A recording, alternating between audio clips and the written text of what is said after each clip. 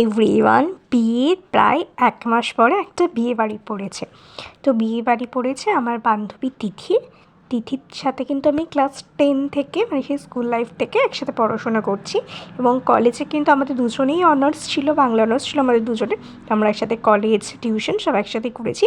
মাস্টার্সটা ইউনিভার্সিটির সাথে চেঞ্জ হয়ে গেছিলো, কিন্তু যোগাযোগ কিন্তু ছিলই। আমার বিয়েতে কিন্তু তিথিই আমাকে সাজিয়েছে, আর ওর মানে আমাকে সাজিয়ে বাড়ি ফিরে গিয়ে রেডি হয়ে আসার সময় একটা অ্যাক্সিডেন্ট হয়েছিল, তো ওর জন্য বিয়েতে আসতে পারিনি। তো যেদিনকে আমাকে ইনভাইট করতে এসেছিলো সেদিনকে কিন্তু আমার গিফটটা নিয়ে এসেছিলো। তো যাই হোক গে, তো আমার সাথে আমার বরেরও নিমন্ত্রণ ছিল।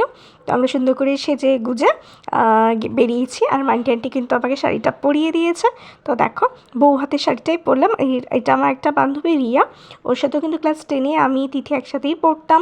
তারপরে আমার মাঝখানে কিছু যোগাযোগ ছিল না, তারপর আবার অনার্সে পাশে আমার একটা সাবজেক্ট ছিল পল সায়েন্স। তো পল সায়েন্সে কিন্তু আমার রিয়ার সাথে আমার আবার কন্ট্যাক্ট হয়েছিল। তো যাই হোক, ফেসবুকে তো সবাই আছে। তো এই দেখো, ওখানে পৌঁছেছি, দিদিকে গিফটটা দিলাম। তারপরে যে চিকেন পকোড়া ছিল, তো ওটা একটু খেলাম। আর ছিল ফুচকা, আমার বার খেতে দিচ্ছিল না। তো আমি খুব একটা ফুচকা এখন আর খাচ্ছি না, আমার ফুচকা খেলে না টাকরাটা চুলে যায়। তো বললাম যে ঠিক আছে, তাও অনেক দিন পরে তো একটা দুটো টেস্ট করি। তো আমি 3টে মতো ফুচকা খেয়েছিলাম। তো এই তো তারপরে মানে চেনা জানা পড়ে গেছিলো। পাড়াতে একটা দিদি থাকে, মানে জয়ের বান্ধবী হয়, আমার বরের বান্ধবী হয়। সেই আমার থেকেও বড় তো দিদিটা। তো ওই দিদিটার সাথে কথা বললাম, দিদিটা হাজব্যান্ড ছিল, বেবি ছিল, সবার সাথে কথা বললাম। আর এই যে একটু রিলস বানাচ্ছিলাম, আমার বর তো রিলস বানাতে চায় না, ওকে ধরে বেঁধে একটু রিলস বানালাম।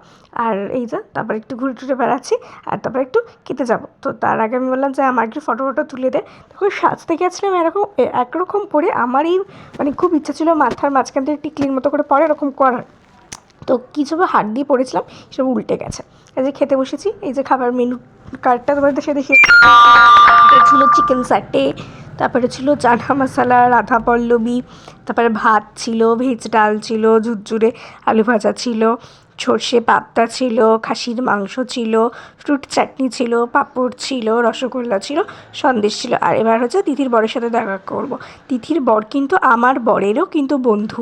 তো ওদের যখন 20-21-22 বছর ছিল, ওরা কিন্তু তখনকার বন্ধু। তারপর হয় না, এক সময় মানে একটা ডিস্টেন্স তৈরি হয়ে যায়, যে যার কাজে ব্যস্ত হয়ে যায়। তারপর অনেকদিন কিন্তু কন্ট্যাক্ট ওদের ছিল না। সেটা আমার বান্ধবীর দৌলতে, বিয়ের দৌলতে আবার দেখা হয়েছে। মানে তিথি আবার আমার বান্ধবী, আবার তিথির বর আবার আমার বরের বন্ধু।